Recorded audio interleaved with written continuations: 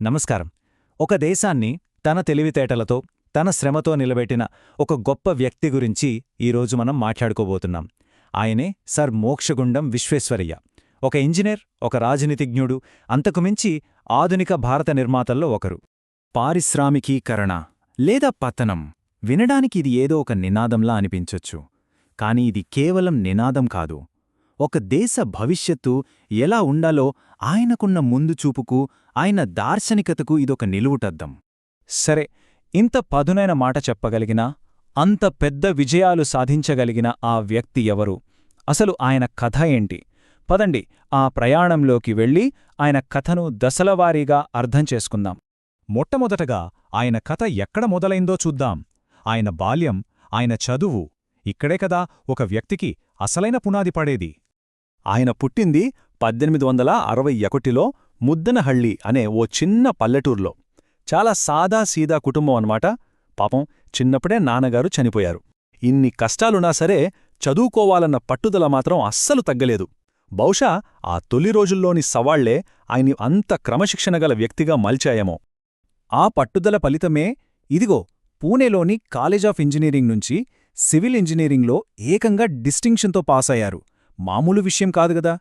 ఈ విద్యా నైపుణ్యమే ఆయన భవిష్యత్ కెరియర్కు బలమైన పునాది వేసింది. సరే, చదువు పూర్తయింది. ఇక ఇంజనీర్గా ఆయన ప్రస్థానం మొదలైంది. ఆయన తన పనిని ఉద్యోగంలో కాకుండా దేశం ఎదుర్కొంటున్న సమస్యలకు ఒక పరిష్కారంలా ఎలా చూశారో ఇప్పుడు చూద్దాం.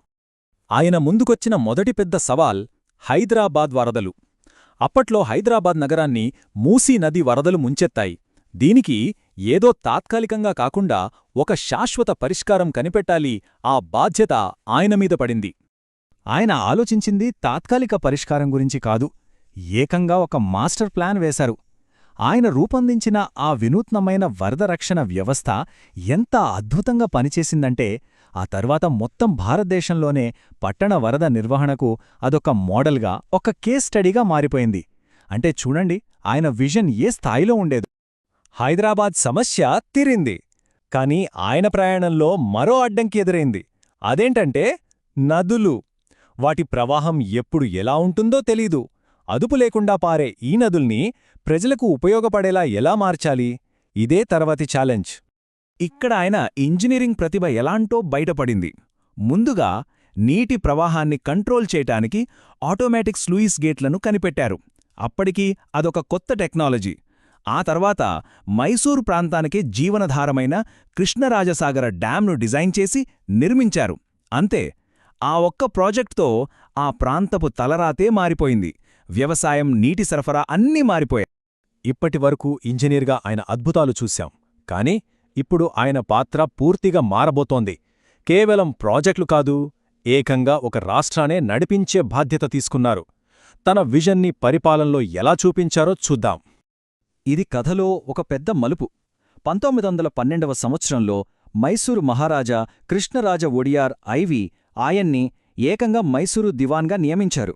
అంటే ఒక ఇంజనీర్ ఇప్పుడొక స్టేట్స్మెన్ అయ్యారన్నమాట. తన ఆలోచనల్ని ఇంకా పెద్ద స్థాయిలో అమలు చేయడానికి ఆయనకొక వేదిక దొరికింది. ఆయన దివాన్గా ఏం చేశారో చూడండి. ప్రతి రంగంలోనూ తన ముద్ర వేశారు. పరిశ్రమలు కావాలంటే ఇదిగో Mysore iron and steel works. ఆర్థిక వ్యవస్థ బలంగా ఉండాలంటే స్టేట్ బ్యాంక్ ఆఫ్ మైసూర్. ప్రజలు చదువుకోవాలంటే మైసూర్ యూనివర్సిటీ. రాకపోకలు సులభంగా ఉండాలంటే రైల్వేల విస్తరణ. ఒక్క మాటలో చెప్పాలంటే ఆధునిక మైసూర్ రాష్ట్రానికి కావలసిన అన్ని స్తంభాలను ఆయనే నిర్మించారు. ఇక చివరిగా ఆయన మనకు మిగిల్చిన వారసత్వం ఏంటి? దేశంపై ఆయన వేసిన ముద్ర ఎంత శాశ్వతమైనదో ఒకసారి గుర్తు చేసుకుందాం. 100. అవును, 100 బతికారు. విశేషమేంటంటే రిటైర్ అయ్యాక కూడా ఖాళీగా కూర్చోలేదు. జీవితాంతం దేశానికి సలహాలిస్తూ, సేవ చేస్తూనే ఉన్నారు. ఆయన అంకితభావం అలాంటిది. దేశం కూడా ఆయన సేవలను మర్చిపోలేదు.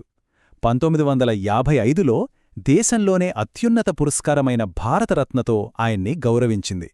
అంతకంటే ముఖ్యంగా ఆయన వారసత్వం ఈ రోజుకీ మనతోనే ఉంది. ఎలా అంటారా? ప్రతి సంవత్సరం మనం జరుపుకునే ఇంజనీర్స్ డే ఆయన పుట్టినరోజే. చివరిగా ఒక్క ప్రశ్నతో ముగిద్దాం.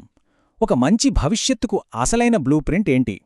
సర్ ఎం విశ్వేశ్వరయ్య జీవితం మనకేం చూపిస్తోందంటే దార్శనికత, క్రమశిక్షణ, అంకితభావం ఉంటే ఒక దేశాన్నే నిర్మించవచ్చు అని.